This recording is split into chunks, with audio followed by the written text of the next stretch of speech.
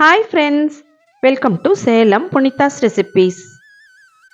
Friends, இன்னைக்கு சிறுதானியத்தை வச்சு குழந்தைங்கள்லேருந்து பெரியவங்க வரைக்கும் சாப்பிட்ற ஒரு சத்தான ரெசிபி தாங்க பார்க்க போகிறோம்.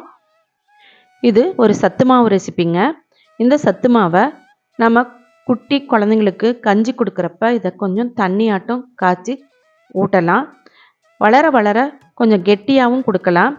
நம்ம வெளியெல்லாம் எங்கேயாச்சும் போகிறப்ப நம்ம எடுத்துகிட்டு போயிட்டு இதோட கொஞ்சம் நெய் சேர்த்து பழம் போட்டு பிசைஞ்சு கொடுத்தா குழந்தைங்களுக்கு நல்ல ஃபில்லிங்காக இருக்கும், நல்ல எனர்ஜியாக இருக்கும். பெரியவங்களும் இதை கஞ்சி மாதிரி உப்பு போட்டோ இல்லை சர்க்கரை போட்டோ அவங்கவுங்க விருப்பத்துக்கு தகுந்த மாதிரி குடிக்கலாங்க. இந்த சத்தான ரெசிபியை எப்படி இந்த வீடியோவில் போய் பார்ப்போம். வீடியோக்குள்ளார போகிறதுக்கு முன்னாடி நம்ம சேனலை சப்ஸ்கிரைப் பண்ணாதவங்க மறக்காமல் சப்ஸ்கிரைப் பண்ணுங்கள். அதே மாதிரி பெல் ஐக்கானையும் மறக்காமல் ப்ரெஸ் பண்ணுங்கள். அப்போ தான் என்னோடய வீடியோஸ் எல்லாமே உடனே வரும். வீடியோவை ஸ்கிப் பண்ணாமல் பாருங்கள். பார்த்து முடிச்சுட்டு உங்களுக்கு பிடிச்சிருந்தா ஒரு லைக் கொடுங்க. உங்கள் ஃப்ரெண்ட்ஸ் அண்ட் ரிலேட்டிவ்ஸ்க்கு ஷேர் பண்ணுங்கள். வாங்க வீடியோக்குள்ளார போய் பார்ப்போம். முதல்ல நமக்கு தேவையான சிறுதானியம் எல்லாமே வாங்கிக்கலாங்க. வாங்கிட்டு எல்லாத்துலேயுமே நான் இன்றைக்கி அரை கப் சேர்த்துட்ருக்கேன். குதிரைவாளி, சாமை, தெனை, வரகரிசி இது 4 எடுத்துகிட்ருக்கேன். கூடவே ராகியும் எடுத்துகிட்ருக்குங்க. இது எல்லாத்தையுமே நான் அரை கப் ஈக்குவல் அளவு எடுத்துகிட்ருக்கேன். நல்லா வாஷ் பண்ணிக்கணும். பாருங்க எவ்வளோ அழுக்கு இருக்குது இல்லைங்களா. நம்ம வாஷ் பண்ணிட்டு தான் நம்ம ஆற வச்சு வறுத்துக்கணும். ஒரு 5-6 தடவை வாஷ் பண்ணிக்கணுங்க. அதே மாதிரி இதை நம்ம கல் இல்லாமல் நம்ம சுத்தம் பண்ணி எடுத்துக்கணும். அதை நம்ம தண்ணி ஊற்றிட்டு நம்ம அரிச்சு எடுத்தால் அடியில் கல்லில் நின்றோம். நான் நல்லா வாஷ் பண்ணியிருக்கேன். வாஷ் பண்ணிவிட்டு நம்ம உடனே வடிச்சிக்கலாம், ஊற வைக்க வேண்டாம். ஒரு ஸ்ட்ரெயினரில் போட்டு நல்லா தண்ணி எல்லாத்தையுமே வடித்து எடுத்துடலாம். நல்லா வடியட்டும். அதுக்குள்ளார நம்ம நட்ஸ்லாம் எடுத்து வச்சுக்கலாம்.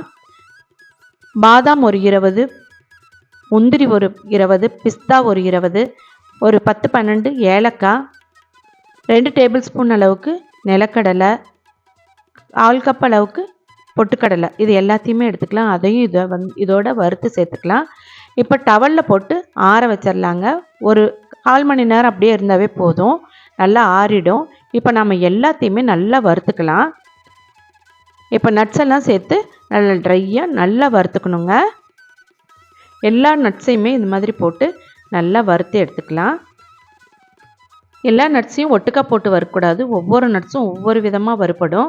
அதனால் நம்ம தனித்தனியாக வறுத்து எடுத்துக்கலாம். இப்போ நம்ம நிலக்கடலை, பொட்டுக்கடலை ரெண்டையும் அதையும் லேசாக சூடு பண்ணிக்கலாம். லேசாக சூடு பண்ணாவே போதுங்க. வாஷ் பண்ணிவிட்டு டவலில் போட்டு ஆற வச்சுருந்தல சிறுதானியம் அது எல்லாம் பாருங்கள் நல்லா ஆறிடுச்சு. பாருங்கள் டவலை விட்டு இந்த மாதிரி வரப்போ நல்லா ஆறிடுச்சுன்னு அர்த்தம். கையில் எடுத்தால் ஈரம் இல்லாமல் இருக்கணும். இப்போ நல்லா அடிகனமான வாணலியாக வச்சுட்டு நல்லா பொறுமையாக நிதானமாக வறுக்கணுங்க. நல்லா வறுக்கணும். நல்லா மீடியம் ஹீட்டில் வச்சு நல்லா வறுத்து எடுத்தாச்சுங்க. எல்லாத்தையுமே இந்த மாதிரி பேப்பரில் போட்டு ஆற விட்டுறலாம். இப்போது இதை மிக்ஸி ஜாரில் சேர்த்து இந்த அளவுக்கு நான் பொடி பண்ணியிருக்கேன். ரொம்ப கரகரப்பாகவும் இருக்கக்கூடாது, ரொம்ப நைஸாகவும் இருக்கக்கூடாது. நான் இதை வீட்டிலே மிக்ஸி ஜாரில் சேர்த்து பொடி பண்ணிட்டேங்க. நிறையா இருந்ததுன்னா மிஷினில் கொடுத்து அரைச்சிக்கலாம். இப்போ பாருங்க நட்ஸ் இல்லாமல் தனியாகவே அரைச்சிருக்கேன். பொடி பண்ணி வச்சுருக்கிற சிறுதானிய பவுடரை நம்ம ஒரு பிளேட்டில் கொட்டிக்கலாம். அது கூட நம்ம அரைச்சி வச்சுருக்கிற இந்த நட்ஸ் பொடியும் சேர்த்து நல்லா கலந்துக்கலாங்க. நட்ஸ் பொடியும் இதோடு சேர்த்தாச்சு. நல்லா மிக்ஸ் பண்ணிக்கலாம். நம்ம இதில் சர்க்கரையெல்லாம் எதுவுமே சேர்த்த வேண்டாம். இதை நம்ம ஒரு ஏர்டைட் கண்டெய்னரில் போட்டு நம்ம எடுத்து வச்சுக்கலாம். இதை நான் ஒரு பாட்டிலில் போட்டு எடுத்து வச்சுக்கிறேன். இது ரொம்ப நாளைக்கும் கெடாமல் இருக்குங்க. ஒரு 3 மாதம் கூட வச்சு யூஸ் பண்ணலாம். இந்த சத்து மாவோட நம்ம நாட்டு சர்க்கரை சேர்த்து கொஞ்சம் நெய் சேர்த்து நல்லா உருண்டை பிடிச்சி வச்சுக்கலாம். நம்ம டெய்லியும் ஒன்று சாப்பிட்டுக்கலாம். எங்கேயாவது போனால் எடுத்துகிட்டும் போகலாங்க. நல்லா ஹெல்த்தியாகவும் இருக்கும், ஃபில்லிங்காகவும் இருக்கும். இந்த நாட்டு சர்க்கரையை மிக்ஸி ஜாரில் சேர்த்து நல்லா பொடி பண்ணிக்கலாம். பொடி பண்ணிவிட்டு சேர்த்துக்கலாம். இப்போது பாருங்கள், இது வீட்லேயே காய்ச்சின நெய். நான் இந்த ஷார்ட்ஸில் வீடியோ போட்டிருக்கேன், பாருங்கள். பாருங்கள் மணலாக இருக்குது பார்த்தீங்களா. எந்த மாதிரி இருக்கணும் நெய் காய்ச்சினா. இப்போது நான் 3 டேபிள் ஸ்பூன் அளவுக்கு நெய் சேர்த்து நல்லா சூடாகட்டும். நம்ம இப்போ பொடி பண்ணி வச்சுருக்குறோம் இல்லைங்களா, அந்த நாட்டு சர்க்கரையை நம்ம இந்த மாவோட சேர்த்துக்கலாம். சேர்த்துட்டு நல்லா மிக்ஸ் பண்ணி வச்சுக்கலாம். 2 கப் அளவுக்கு நான் சத்து மாவு பவுடர் எடுத்துகிட்ருக்கேன். அதுக்கு வந்து 3/4 கப் அளவுக்கு நாட்டு சர்க்கரை எடுத்துகிட்ருக்கேங்க. நல்லா மிக்ஸ் பண்ணிவிட்டு டேஸ்ட் கரெக்டாக இருக்கான்னு கூடயும் பார்த்துக்கலாம். எனக்கு இப்போ டேஸ்ட் கரெக்டாக இருக்குது. இது கூட நல்லா சூடாக உருக்குன நெய்யை சேர்த்துட்டு உடனே கலந்து விட்டுக்கலாம்.